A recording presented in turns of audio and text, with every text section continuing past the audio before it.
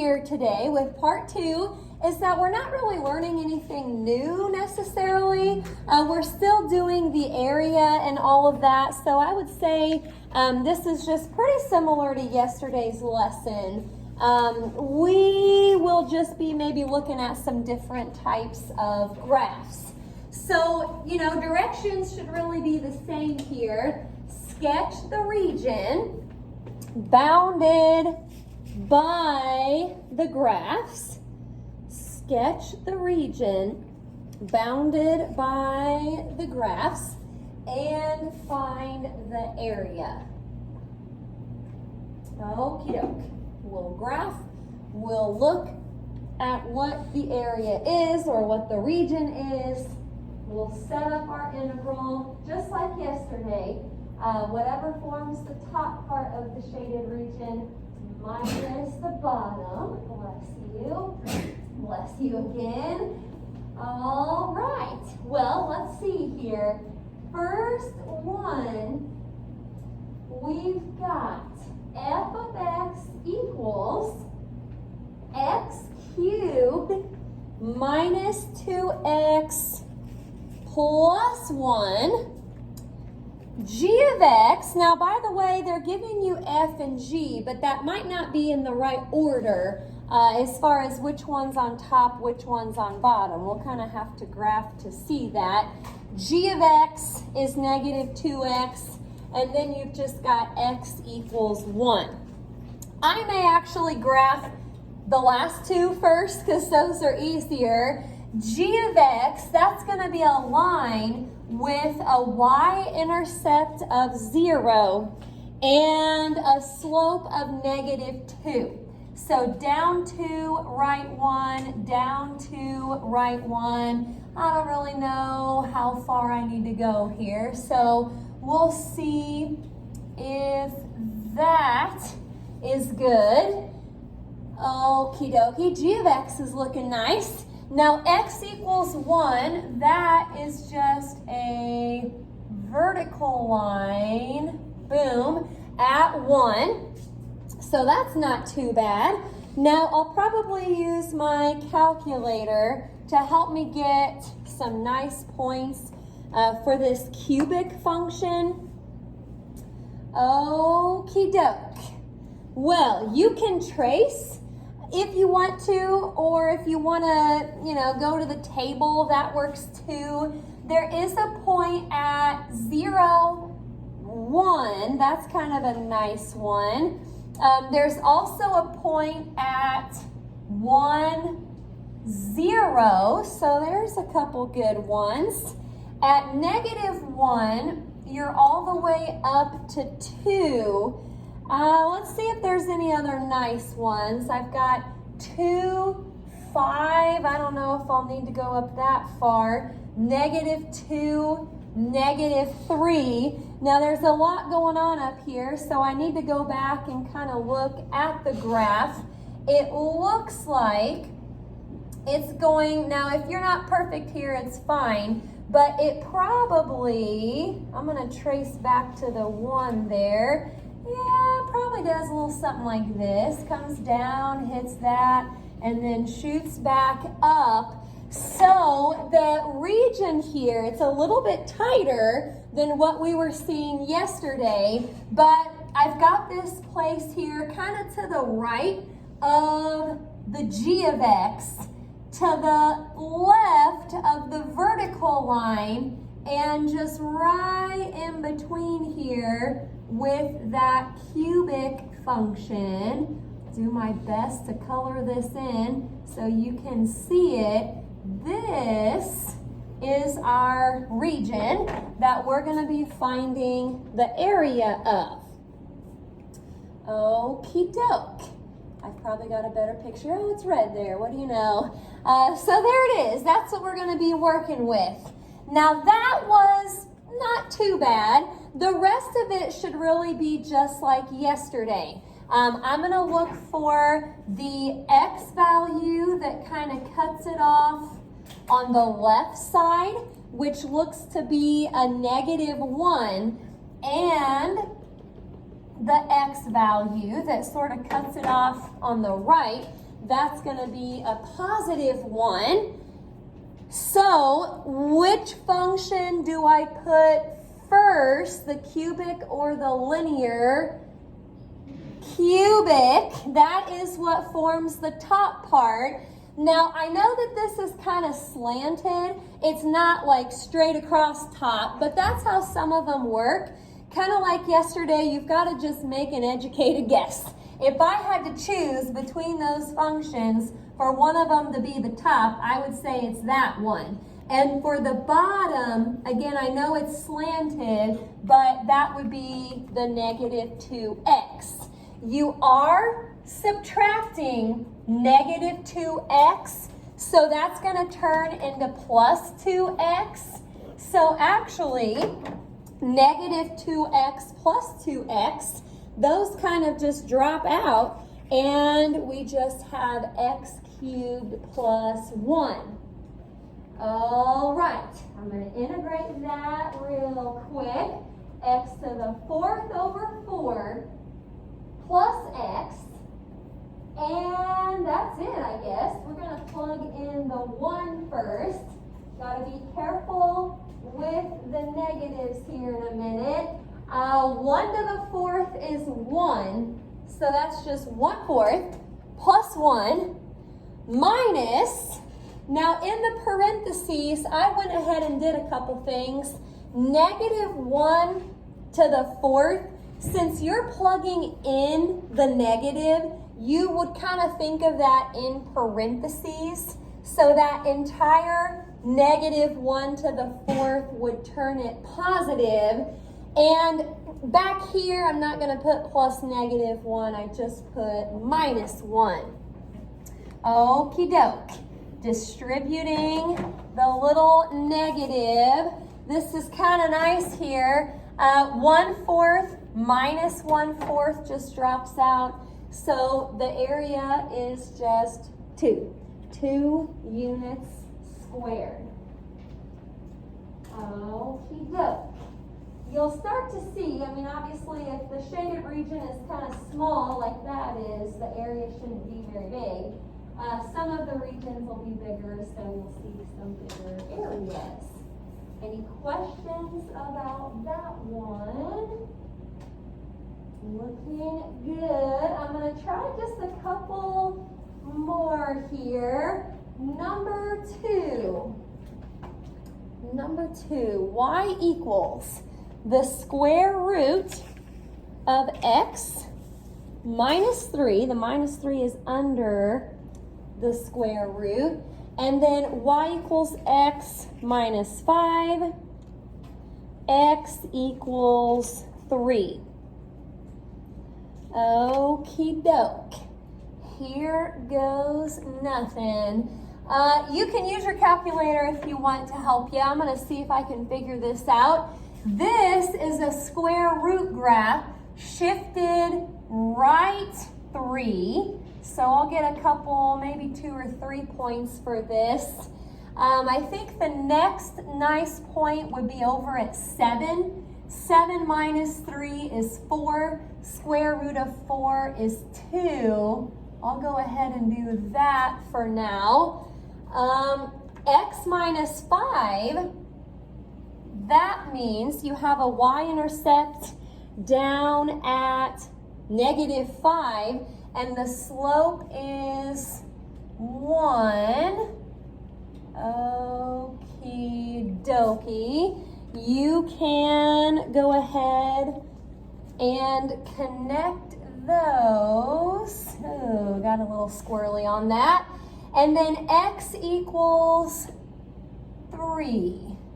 Looks good. That is our region there. It looks a little bit clearer maybe than the last problem. So I'm going to shade it just so you can see it. If you don't shade it, it's fine. But this is the region that we are finding the area of. Okie doke. Well, setting up the integral, we should be getting pretty good at this by now. The bounds for this, I'll let you get your graphs finished here before we get too far ahead. It looks like the bounds are going to be from 3 to 7. 3 is the lower bound, 7 is the upper. That's the left side and the right. Okie dokie. Well, function that forms the top part, this is pretty nice here. That would be the square root, x minus 3. I went ahead and changed the square root to be to a 1/2 power. That's usually what we want for roots anyway, so you can do that now or you can do that later. Then I have to subtract the quantity x minus 5.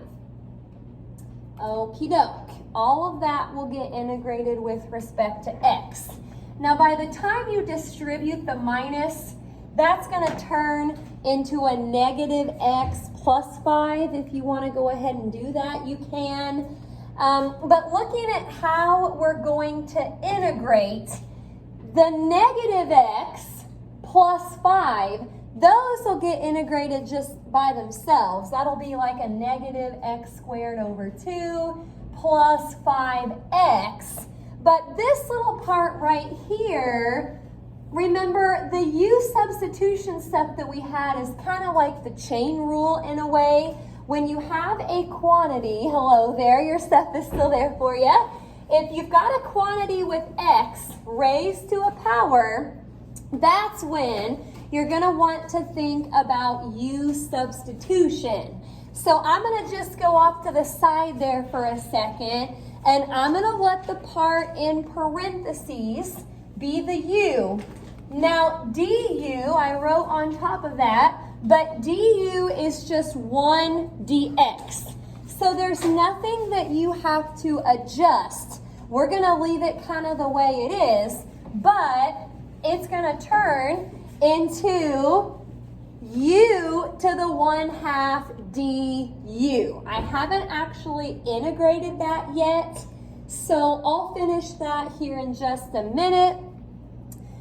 If you want, and I think I did this in the PowerPoint, by the time you change that to be a negative x plus 5, you can go ahead and integrate those if you want. It's kind of weird to integrate part of it and not the other part, but this would turn into negative x squared over 2. That would be just a plus 5x. I'm going to just kind of leave that stuff there for a minute. I'll do the bounds once I get this u stuff figured out. So integrating u to the 1/2, if I add 1 to my power, so like add 2 over 2, that becomes u to the 3/2 all over 3/2. I went ahead and kept those other terms just the way they were, but now let's kind of simplify what's in front. That will become 2/3. Instead of leaving it as u to the 3/2, go ahead and put back in what u was. So 2/3 times x minus 3 to the 3/2 minus x squared over 2 plus 5x. Now that we've got all of that stuff simplified, we'll go ahead and work with the bounds. All righty, any questions up until that point? A lot of stuff going on up here. Well, let's plug in the 7 first. Now, if you put a 7 right here for x, 7 minus 3 gives you 4, so I went ahead and put 2/3 times 4 to the 3/2. Put a 7 right there in the middle, you'll get a minus 49 over 2. And then a 7 right there for x, you'll be adding 35. Looking good. Let's subtract what we get when we plug in the 3.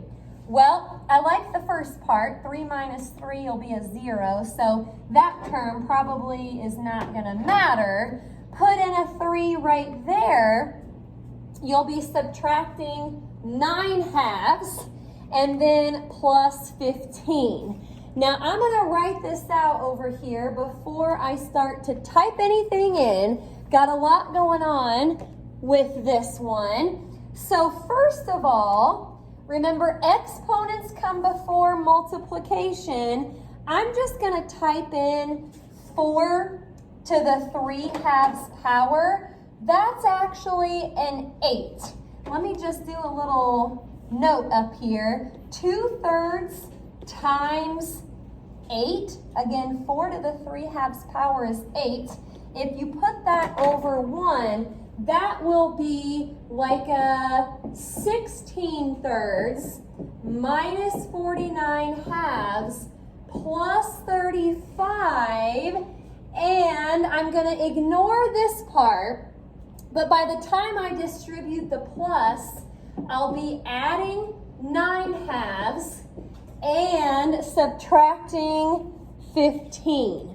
Oh boy, let's see what I get. In parentheses, 16/3 minus 49/2 plus 35 plus 9/2 minus 15. It's like a 5.3 repeating. If you want to do a fraction, that would be 16/3 units squared. Fractions or decimals are fine. All right. Sometimes the hardest part there, again, is just setting it up, but then also getting it into your calculator can sometimes be tricky. Questions about that one? Okie dokie. I'm going to go ahead and show you this last one here. Now we might be able to take some kind of a shortcut here. So let's see what happens. Number 3, y equals 2x. Y equals 4 minus 2x. And then y equals 0. All right, let's get this graphed. Linear functions everywhere. This one has a y-intercept of 0 and a slope of 2. You don't really know how far you need to go yet, so I'm just going to put that. Now, the second line has a y-intercept of 4 and a slope of -2. So down 2, right 1, down 2, right 1. I don't know, I'll probably just take it that far. Okie doke, looking like an X. But then once I get this last line drawn, it's just a horizontal line at 0. It looks like this is the region that we're going to be finding the area of. So it kind of just made a triangle. Okay. Now, if you're kind of thinking about the integral stuff that we've been doing, I could set it from 0 to 2 because it looks like that's the x on the left, that's the x on the right. But what makes this problem different is when you go to do the function on top minus the function on bottom. I know that's the bottom for sure, but the function on top is hard to figure out because it's like both of those are on top. I don't know whether to put that first or to put that one first. Now, what you could do, and I'll probably show this in a second off to the side, you could kind of break this apart and do like an integral for this part over here using, what was that? It was this function, using that as the top and that as the bottom, and then a second integral using this as the top and that as the bottom. That is an option, but what's probably the quickest option? Anybody? Yeah, area of a triangle. 1/2 base times height. So 1/2 times the base, which is just 2 units. The height, you want to go to the highest point there. That's another 2 units. 1/2 of 4 is 2. So that is our answer. Now, like I said, I'll go ahead and kind of show how you would break this apart. I want to say you might run into something in the homework where you do have to set up a couple integrals. It's not a triangle either, so you would kind of have to be able to break it apart. If you did it this way, one of your integrals would be from 0 to 1, and it would use that function as the top. 2x minus 0 is 2x. Then you would just add a second integral. This one would be from 1 to 2, and it would use that function on top minus the function on bottom, which is still 0. I'll go ahead and kind of finish this work up here in case you want to jot that down. I'm going kind of quick here, but this is just integrating 2x right here. You'll take it from 0 to 1. This integrating 4 minus 2x is right here. You can cross out those 2's, I guess those also, and then take it from 1 to 2, plugging in the 2 first. Your homework is off of a worksheet, so I'm going to get that out to you. But like I said, the work is up there. If you want to show kind of how it's done with 2 integrals. Alrighty, I'll leave that up there. Now, there should be C95. It's just not out of the book. I got some different problems here that I thought were good. There's 5 of them. You'll want to obviously do your work on a separate piece of paper.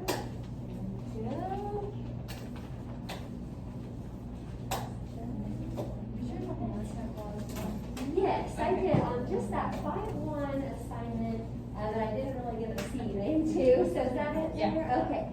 Let's just wait a peek. All right, I'll put that in. Thank you. I don't think so.